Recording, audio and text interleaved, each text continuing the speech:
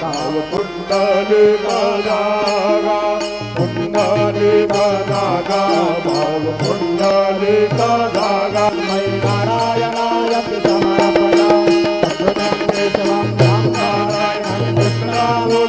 वासुदेवं हरिं माधवं गोपिकावल्लभं जानकीनायकं रामचन्द्रं